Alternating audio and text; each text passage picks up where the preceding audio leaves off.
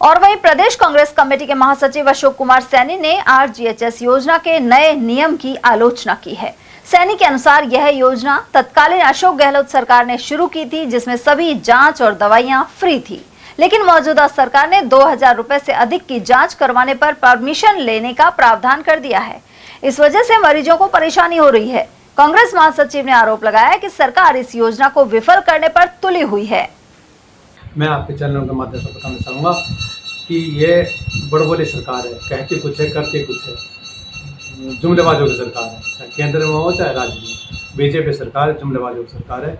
ये हकीकत में ना पब्लिक को, ना राज्य के कर्मचारियों को, ना किसानों को, ना गरीबों को कोई राहत, ना कोई फायदा देने के उसमें ये सिवाय पब्लिक का हित चाहती है, पूंजीपति और दोस्तों का हित भला चाहती है। इसमें अब कोई भी स्टेट ले लो, अधिकतर जो हॉस्पिटलों में जांच होती है बड़े कंपनियों को दे रखा है इन्होंने। बड़ी बड़ी कंपनियां हैं जो ठेके पे दे रखी है जांचों का, वो कर रही हैं।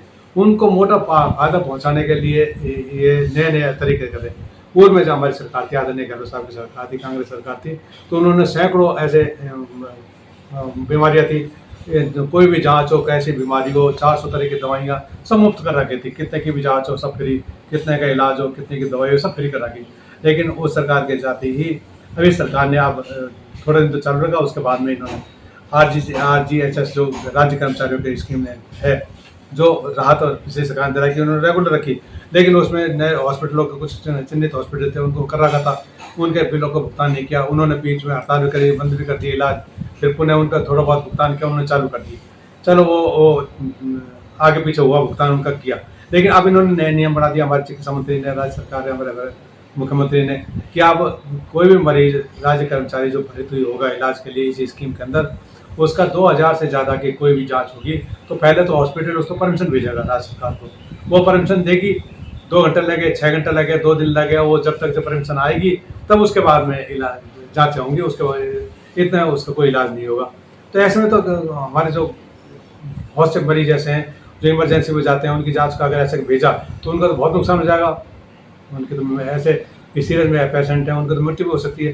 तो ये स्कीम जो गलत है तरीके से पेश कर रहे हैं, ये नियम जो नए बनाए ये गलत हैं, इनको सुधारा जाए। मेरा आदरणीय मुख्यमंत्री जी वगैरह जी से निवेदन है कि चिकित्सा मंत्री जो बड़बोला है, कुछ भी बोल लेता है, उनको सुधार कर जाए और उनको राज्य स्तर पर इसको सुधारा जाए।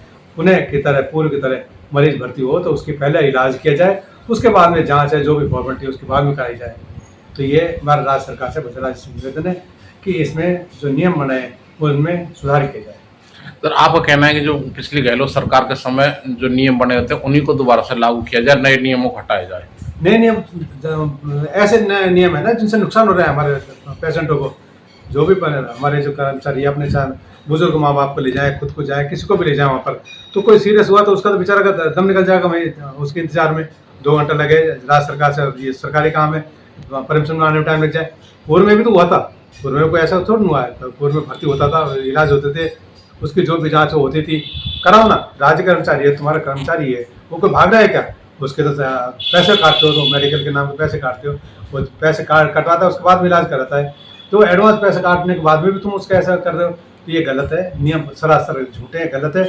इससे राज्य कर्मचारियों में रोष आएगा, आम जनता में इस तरह से गलत भ्रांतियाँ फैलेंगी। तो मेरा पुनः हमारे मुख्यमंत्री जी से निवेदन है कि ऐसी गलत जो योजनाओं पेश कर रहे हैं, गलत नियम बनाए, उनमें नियमों में सुधार किया जाए।